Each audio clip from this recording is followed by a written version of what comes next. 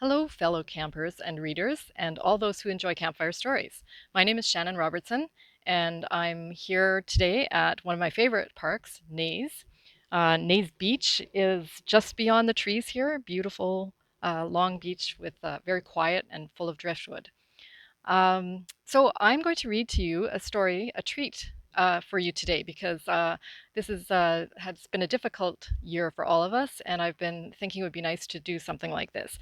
So I'd like to read from my first book, Campfire Stories from Northwestern Ontario, and a fun little story that, although it begins in a different park, a favorite park of mine as well, it has a connection to this one. So here we go. I'm going to read The Giant Rises. Well, I'm sure you know the legend of the sleeping giant, 𝗓𝗏𝗄𝗏, how he lay down and went to sleep in Thunder Bay to hide the silver mine from the white men. But there are more recent tales about the giant, and just as strange. One, in fact, that happened not so long ago, probably within your lifetime. One September, on a Labor Day weekend, the sleeping giant stretched his legs out a little further, pushed off the soft gray blanket of fog that covered him, and raised his arms above his head, letting out a big yawn. I'm tired of sleeping, he said to himself. I need to move my bones a little. As he thought this, he placed his arms back down along his sides for support, and pushing down on the rocks around him, he sat up. Now, although it was a weekend with exceptional weather, sunny warm days with nary a chill wind, this particular morning, and this was early in the morning, about 6:30, a thick gray fog had rolled in off Lake Superior and was clinging to the trees and mountains of the 𝗬𝗍 Peninsula. In fact, it was the fog itself that had tickled the giant's toes and elbows and woke him, though he didn't remember that. Now that I'm awake, I'd like to have a look around my old stomping grounds, the giant thought. But he couldn't see much immediately around him because of the mist. So he decided to go for a walk. Leaning down to peer through the clouds, he did notice that there were many more houses, buildings, and tents than there had been long ago, the last time he'd been awake. So he took care to make long strides and place his big feet on open rocky outcrops as much as possible, not wanting to hurt or disturb anyone. In this manner, he began to make his way along the north shore of our great Lake Superior. And here is a picture of the sleeping giant rising, done by my son, the illustrator of this book and my more recent book, More Campfire Stories. And his name, my son, is Eric Bowen.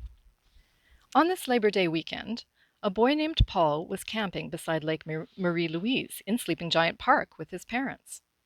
This was a tradition for Paul and his family. Every Labor Day that he could remember, they'd finished off the summer with this camping trip. Paul was now 9 years old, almost 10, and would be starting grade 5 the day after they got home. He was actually looking forward to school and reconnecting with friends he hadn't seen over the summer, but he was sad to see the summer over. Paul liked to get up early when the campground was still quiet, to go and sit by the lake and watch the sky and water light up as the sun rose, sometimes catching a glimpse of loons gliding by.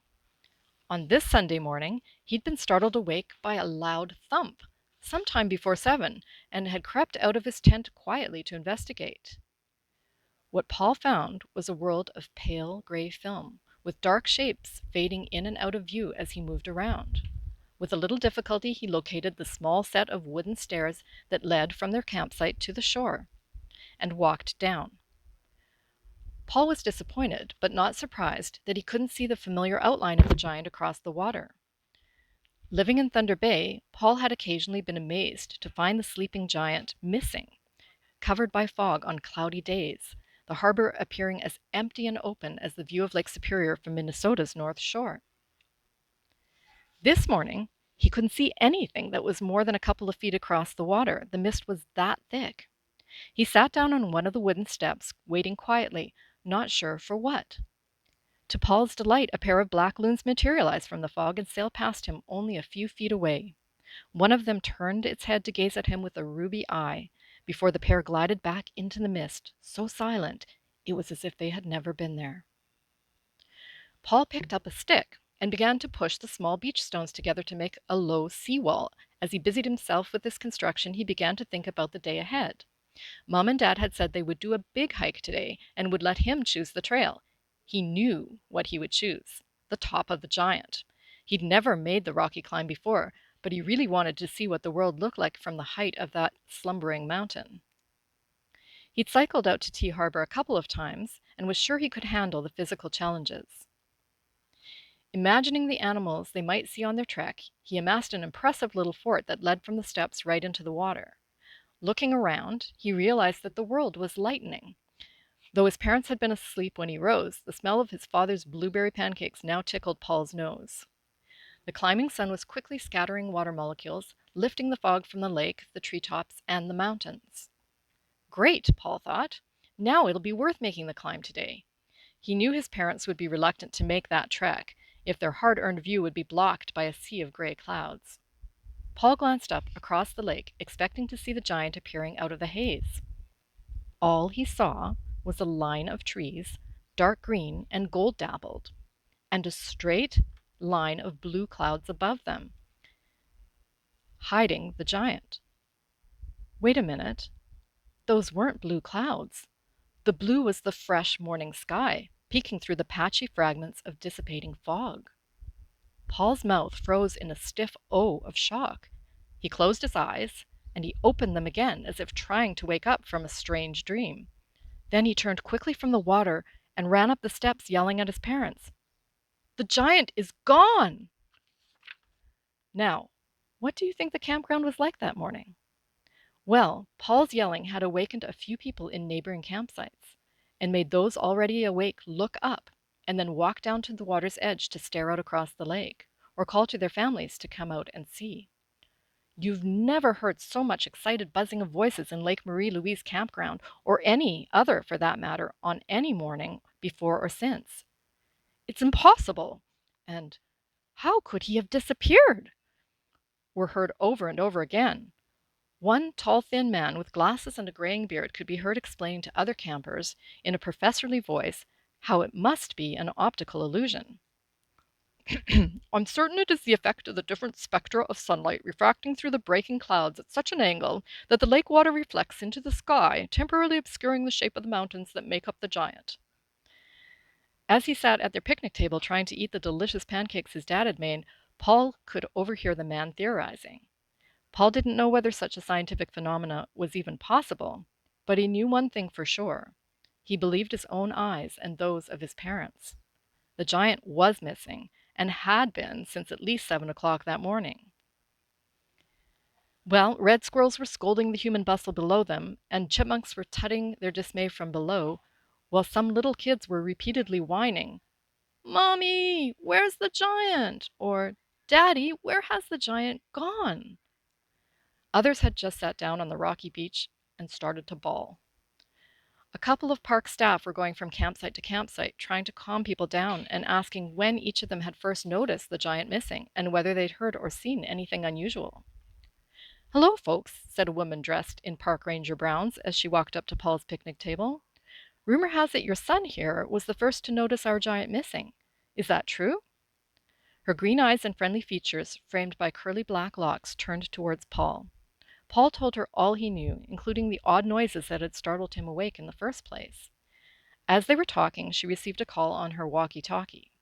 Paul and his parents overheard the urgent voice of the park superintendent report the news. "The M&R chopper completed its flight at 0800 hours. This is no optical illusion. Where the mountains were, all that remains is a flat, ground-level slab of rock and some scattered talus. Thank goodness the impression isn't any deeper, or we'd have an inland flood that would threaten to drain half the bay. No local reports of smoke or explosion noises that might explain this disappearance. Any there?" The ranger replied that there were none. "But," she said, "many campers report being woken by a loud thumping sound early this morning." "Yes," the superintendent agreed. "Regional Parks Office and local police stations have heard similar concerns by residents along the North Shore, from Dorian to Terrace Bay. And you're not going to believe this, Jennifer, but the M&R helicopter crew said there are a few large patches of crushed trees that resemble huge footprints. It's like he got up and walked away." The ranger completed her call and then told Paul's family that the park employees would try to provide an information session about the incident by noon that day at the outdoor theater. But Paul had heard something in the radio conversation that made him anxious to act now. The superintendent said that he'd been talking to city officials in Thunder Bay, who were very worried that their biggest tourist attraction seemed to have disappeared overnight, and they were discussing a joint award to be offered to anyone who could find and return the giant. Even without that incentive, Paul would have been eager to help find his favorite in the world natural scenery. Thinking of landmarks and favorite scenery helped Paul develop his hunch of where the Mammoth Mountain may have gone. Paul quickly filled his parents in on his plan and asked if they'd be willing to go on a giant search with him. "Well, Paul," said his mom, "you know you're supposed to be back at school the day after tomorrow, but we agree. This is very important. We'd really miss having the giant around too." "And if you're right," his dad added, "we may be able to get this mystery wrapped up today, in a few hours." "So we're all in?" asked Paul with a smile. "We're in," his parents grinned, and they all put their hands together in a three-way high five. Well, since they still had the campsite for another night, they decided to leave it set up to save time. They quickly packed and loaded the few things they thought they might need for their adventure: bikes and helmets, snacks, bathing suits, water bottles, and binoculars. Then they headed out of the Lake Marie-Louise campground, their car kicking up dust as they passed the huge fox kits playing on the entrance sign. A few minutes later, they exited the park, and Paul turned around to look at the sign, hoping the name Sleeping Giant would be accurate again soon.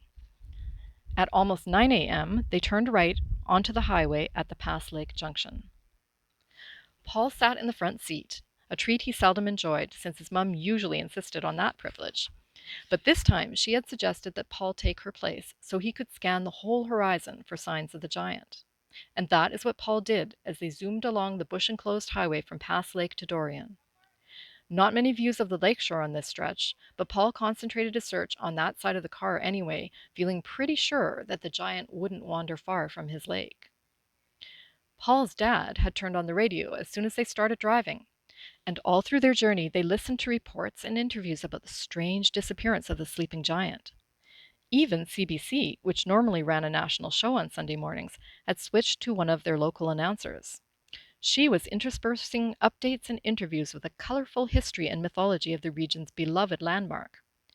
But there was no real news to tell. Despite numerous reports of unexplained early morning thuds, rumblings, and earth tremors along the north shore, nobody had seen anything in the dense fog, nor had anyone located the giant yet. The exclamations of news anchors and DJs were the same from Rock 94.3 to 105.3 The Giant itself. Impossible! Unbelievable! How could this have happened? What will we do without him?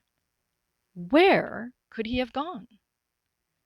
Some bizarre theories were flying about, like possible abductions by an enemy army or even by aliens from outer space. Well, Paul didn't find these reviews entertaining, but they helped keep his mind from just running over the same ground repeatedly. He could only hope his instincts were right.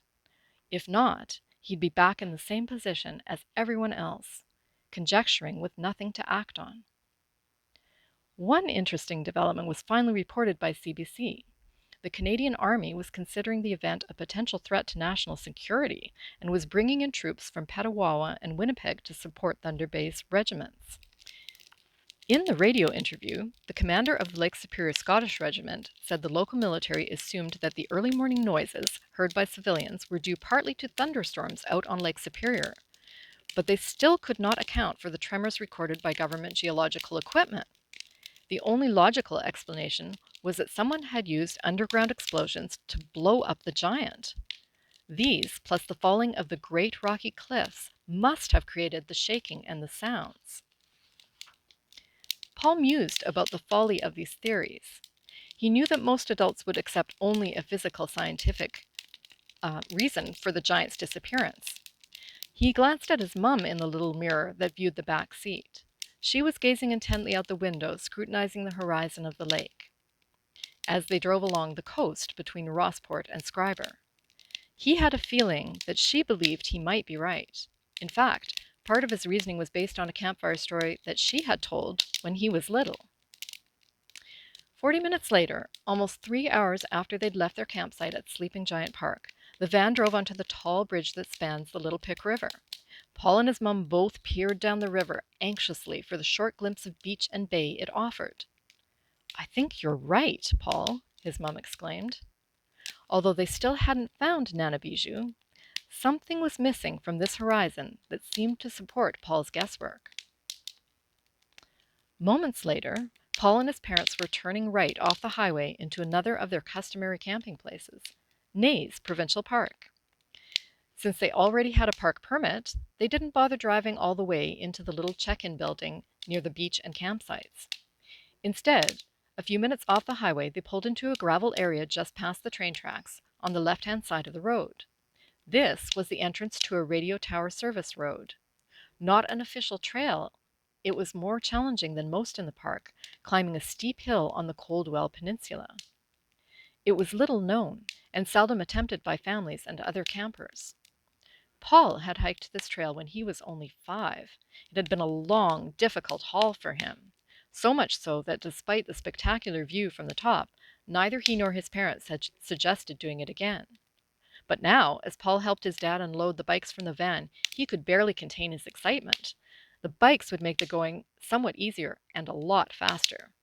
The 3 of them strapped travel packs and water bottles onto their bikes. "Ready?" queried Paul's dad. "Ready," chimed Paul and his mum together. Paul led the way, pedaling quickly at first, then, as the road steepened, slowing to a more maintainable pace. Paul's mum usually encouraged him to take his time and look around, but today nobody commented on the beauty of the gold-tinted birch leaves or the 3 turkey vultures soaring above the road. They stopped twice for a water break and to catch their breaths. Paul was relieved when the road finally leveled off and they saw the wire fence of the radio tower's maintenance yard ahead. They searched for the foot trail that led to the lookout. Once they found it, they set their bikes up against some trees, not bothering to lock them. Grabbing water bottles and day packs, they hurried onto the path. Within moments, the trees gave way to open rock, and Paul could see the grand pavilion intended to be a viewing and resting point on the future coastal trail that would link paths along Lake Superior's north shore. He couldn't hold back any longer and broke into a run, climbing up the back steps of the wooden pavilion and racing to the front. Serendipitously, the sun was breaking through the cloud cover, dispersing any remnants of the morning fog, and Paul could see the gargantuan, shadowy form of Pick Island, famous throughout Canada and the world due to Lauren Harris's painting. So, what do you think Paul saw a mile or so offshore on top of that big island? Well, you're half right. An enormous man, clothed in fabric that seemed to shift from dun-colored rawhide to the greens and grays of spruce trees, was seated casually, bum on the peak of the island, knees bent, and huge feet positioned on the isle's shoreline. He was facing almost inland, but his head was turned towards the figure who shared this private rendezvous with him. The not-so-sleeping giant was deep in conversation with the person whose hand he held, an almost equally large, beautiful, and very pregnant woman. Her clothing was similar to the giant's, shimmering and seemingly shifting in the autumn sunlight from buckskin to bark brown and canopy green, and then back again. Her long hair was dark as Superior's waters on a stormy November night, but as smooth and shiny as those same waters on a calm July morning. Her skin, like her companion's, was the rich brown of ripe acorns. Paul had guessed right. Every summer since he was a little boy, at some point during the week they spent at 𝗎𝗍 Park, Paul and his mum would stand, toes digging into the sand of the long, wide, driftwood-covered beach, and she would point towards the islands that graced the southwest horizon of the bay, saying, "There she is, the pregnant lady." Paul's mum said that wasn't the real name for the islands. She wasn't sure what they were officially called, but not long after her pregnancy with him, they had come to 𝗎𝗍 for the first time. She had stood on the beach with her young son in her arms and recognized the sister spirit of those matronly isles. So, to their family, they had always been the pregnant lady, and Paul's mom had told at least one campfire story about the romance between this goddess and 𝗓𝗡 𝗠𝗏. His mom's intuition must have been right. Here they were together, before him. Paul was a little reluctant to disturb them, but he thought the giant needed to know what a hullabaloo was going on account of his disappearance. So he cupped his hands together and called as loudly as he could, 𝗓𝗡 𝗠𝗏! The giant started and looked around to left and right, but not seeing anything, turned his gaze back to the lady to murmur something.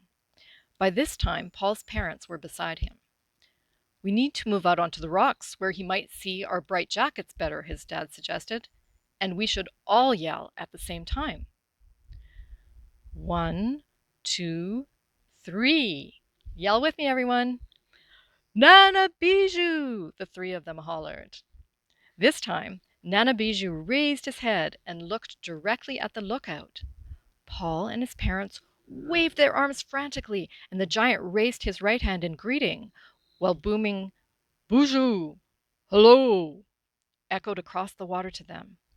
It was clear they were seeking a parley, so after clasping the lady's hands in his and a few more private words, the giant stood, stretched out a long leg, and took a mighty step clear across the water, and another up onto the cliff close to Paul and his parents. The ground reverberated, and the family couldn't help gasping in trepidation at being so close to this living, breathing, moving leviathan that they had previously known as a still and quiet landform. "Bonjour," said the giant again. "You know who I am, but who are you?" 𝗓𝗡 𝗡𝗄 knelt down so he could hear these people, so small to him, and maybe also so he would be less intimidating. Paul's dad respectfully made the introductions. Then, pointing at Paul, he said he would let his son explain the reasons they had come. Paul did, though a little thunderstruck, trying to be as clear as he could and providing details of all the efforts people were taking to retrieve their beloved Titan. He also explained how they had guessed the giant's destination due to his mom's stories. The giant listened attentively. When Paul had finished, he didn't speak immediately, but appeared to be pondering something deeply. Finally, he gave this little speech. "Miigwech, thank you for finding me. I do want to return to my resting place, for I do not wish to disappoint people of this northern land, especially the children. I feel also obliged to guard my home, and whatever treasures remain, both hidden and unhidden, from greedy eyes and hands. I am pleased that your government has protected my bed and home as a park, and also pleased that families and other folk are enjoying and sharing its natural treasures of water, woods, and wildlife. These are the reasons I will return. I have first, however, some personal responsibilities to attend to. My wife, my love, has long been expecting our child, and it is time for me to help her welcome our baby into the world. She will be born today, now that we have been reunited. We will go together into 𝗏𝗏𝗃𝗏𝗄's depths for the birthing. We will need privacy for this. Please tell your people, the park and city officials, that we will return tomorrow, but they must not search for us, and they must never seek our child. We have seen how some people like to rip and tear at the earth, to take its gifts until they are all gone, or to make it into something else. We will protect our baby by hiding her in our beautiful lake home." To make sure that Paul and his parents would be believed, the giant posed for several photos, standing on Pick Island, his lady beside him, with Paul onshore in the foreground. The lady, who had been listening, evidently with very powerful ears, then approached them cautiously to thank Paul's mom for recognizing her. The two giants waded off together into the blue-green waters of Superior until their outlines looked like dark clouds to the family who stood watching them. Paul and his parents, touched and overwhelmed by the experience, stood arms around each other for a few minutes more. They then walked back to their bicycles to begin the long downhill journey to their car. Once there, they drove to 𝗓𝗡's interpretive center and explained to the rapt attention of the naturalists what had transpired on top of the hill. The naturalists, who already knew of the giant's disappearance and had just reported the absence of Barclay Islands, the official name for the lady, immediately phoned Sleeping Giant Park superintendent and Thunder Bay's mayor. Though somewhat dubious, both were convinced quickly when the photos were scanned and sent by email, and when the naturalist told how great waves had swept the beach just before Paul's family arrived at the center. They suspected the waves were the result of the giant's walk into the lake. Well, tired but satisfied, the family began their journey back to Sleeping Giant Park. They were hungry, and since no longer in a rush, they decided to pull into Rossport for their favorite restaurant stop on the North Shore. The Serendipity Inn's name certainly seemed to match the spirit of this very strange September long weekend. After a celebratory grilled cheese for Paul and 𝗵𝗲 for his parents, they drove back to their campsite, arriving before dark. Though they still missed the view of their giant, now a friend, they were happy that the mystery was solved, and by them. The campfire conversation that night was not exactly a story, but a discussion about what had happened, and a surmising of what mysterious location the baby giant would inhabit. Not surprisingly, they slept soundly that night, and woke at dawn's first light to stumble sleepily from their tents down to the lake shore. And so, sitting side by side on the campsite's wooden steps, they were the first to see that the giant had returned quietly during the hours of darkness and lay in slumber again. Paul thought he could discern a new line formed by trees near his chin, a line that looked very much like a contented and proud smile. As the campground woke up on this last morning of the long weekend, there were cheers and rejoicing at the giant's return. The superintendent appeared at their campsite before breakfast to congratulate them and invite them to an impromptu celebration at the visitor center that afternoon. Paul and his parents were the honored guests of that party. In recognition of his detective work, Paul was awarded the park's portion of the prize, a lifetime certificate for free camping at Sleeping Giant and Nays Parks, given by the superintendent himself. The mayor of Thunder Bay then presented a cash prize to Paul's parents, a prize large enough to afford them a trip to Ireland the following summer to search for another giant, Cuchulain's resting site. But that is another story. So, that is the story of how the sleeping giant went for a stroll one autumn day. If one day at Hillcrest Park, or Marina Park, or on the shores of Lake Marie Louise, you can't see the giant, it may not be simply an illusion or cloud cover. Perhaps he has gone to visit his lady and his baby again. And if sailors on the huge freighters that cruise our Great Lakes sometimes report mysteriously appearing and disappearing shoals and island hills in the midst of misty Lake Superior, think of a giant baby protected from the prying, curious eyes of humans. And when you visit Nays Park, if you look carefully, you may notice that the pregnant lady looks a little less rounded than before. Or does she? Perhaps she and the giant are expecting another child. And that's the end of the tale, The Giant Rises. Thanks very much for listening. If you like the story, please feel free to share with other people on Facebook and in your life. And if you would like a copy of Campfire Stories or more Campfire Stories, the newer book, they're both available on Amazon, and there's a button on Facebook that leads to that. So thanks very much again, and I hope you enjoyed this and you have a good summer, maybe get some camping in. Bye, everybody.